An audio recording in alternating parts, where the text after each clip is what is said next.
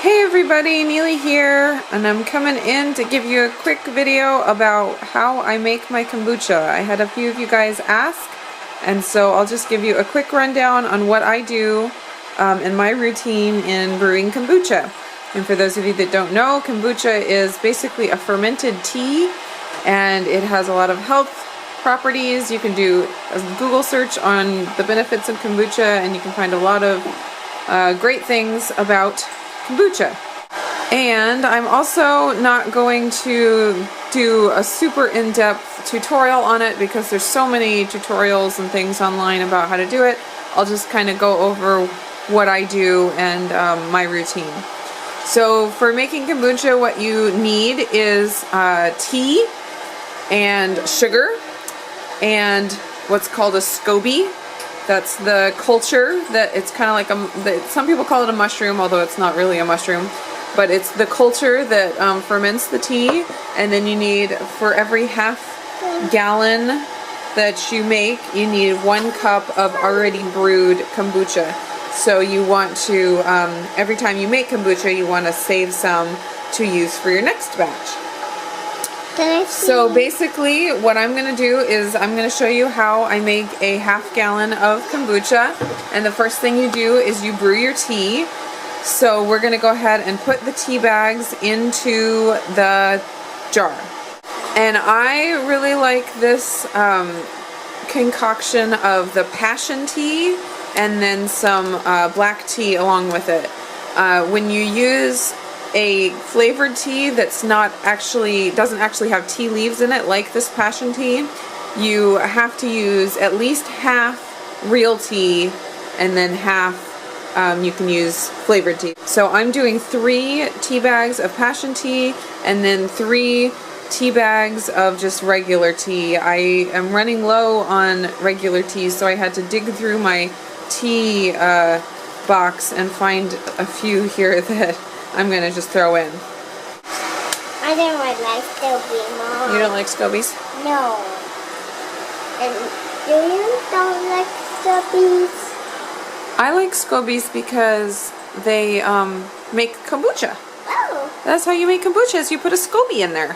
Yeah. They look so funny, huh? Yeah. They look like jello goo. See, okay, I'll show you the Scobie. Okay. It's like a little disc that forms on the top of the jar when you're brewing your kombucha, and I'll show you the finished kombucha with the finished Scobie here in a minute. That dirt's right on it. What is? That dirt. No, there's no dirt on it. That's just strains of culture. Isn't that exciting? Yeah. That's burning hot for me. Yeah, don't touch. That's to hurt me. Okay, so our water is boiling, so I'm just gonna pour it into my jar here to start the tea brewing. And since we're going to be adding 1 cup of the finished kombucha plus the Scobie, I don't want to fill it all the way full because I need to leave about that much room for the rest of the stuff. So basically now we just have to wait. We'll go ahead and add our sugar. Talia, did you want to add the sugar? Sure. Okay, come here. Okay. Wait. Let me help you. Okay, so we're going to add the sugar and let it dissolve in while it's still hot. And we'll stir it up just a real quick minute. Can I do it myself? Yeah, of course. So we're stirring it up here. And we're just going to let that dissolve, and we're going to let it cool until it's at room temperature. We don't want to add the Scobie and the kombucha in there until it's at room temperature because the hot temperature will kill the nice probiotics, and we don't want to do that. What's mine on me? So basically what we do, as soon as it's at room temperature, we're going to just pop in the Scobie, we're going to dump in the kombucha, and then we're going to take our trusty rubber band and our trusty coffee filter. You just put the coffee filter on top, put the rubber band around that, so it you want to have it to be able to breathe. So you want air to be able to go through, but you don't want, fruit flies and dust to be getting in. So you put the coffee filter on there like that, and I usually just take a Sharpie and write the date on here that it started, so I know when I come back to get it that how long it's been brewing. And basically you can brew kombucha for anywhere from about a week to a month.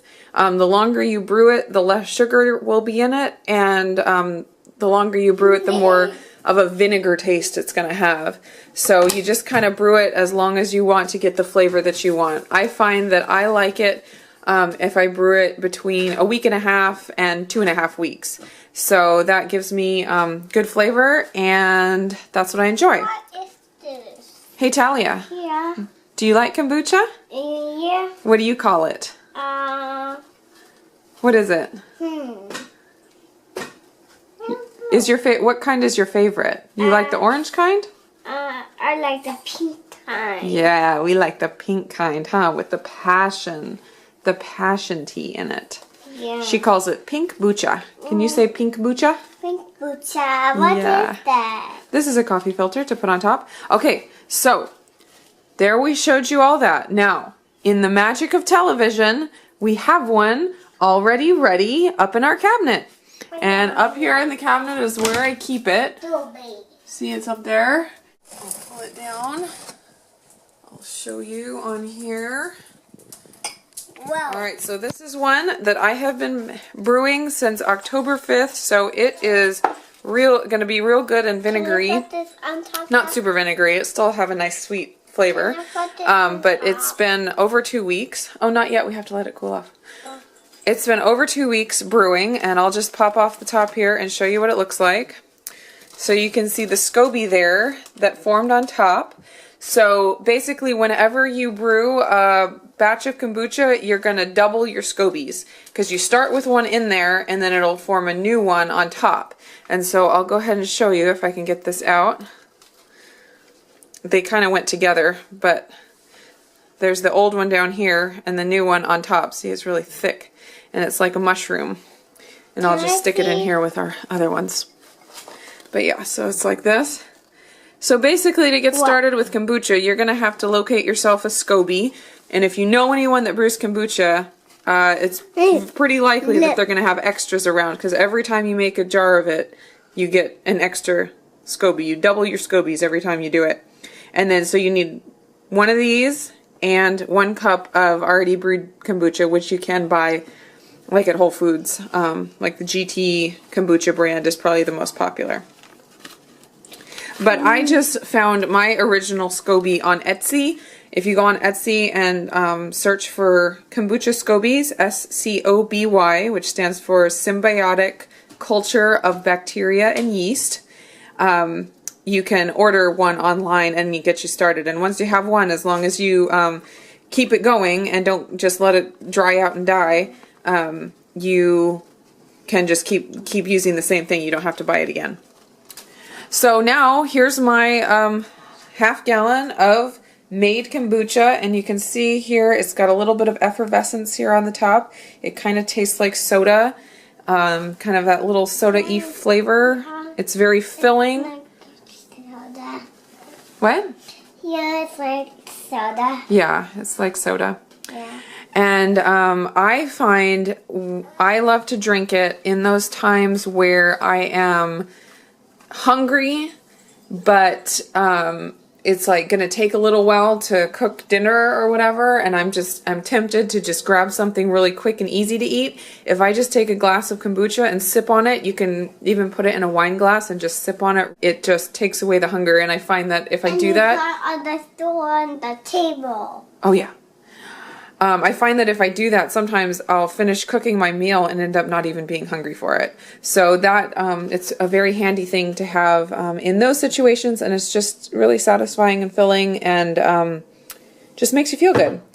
So anyways, that is how I brew my kombucha, and I hope you guys enjoyed that little tutorial. Like I said, there's tons of information online about it, so if you need more in-depth stuff, tutorials and things, you can search on YouTube, you can search on Google. There's all kinds of people that have done tutorials on it.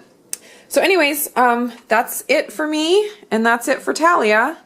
I hope you guys enjoyed our little video. Can you say bye? Bye.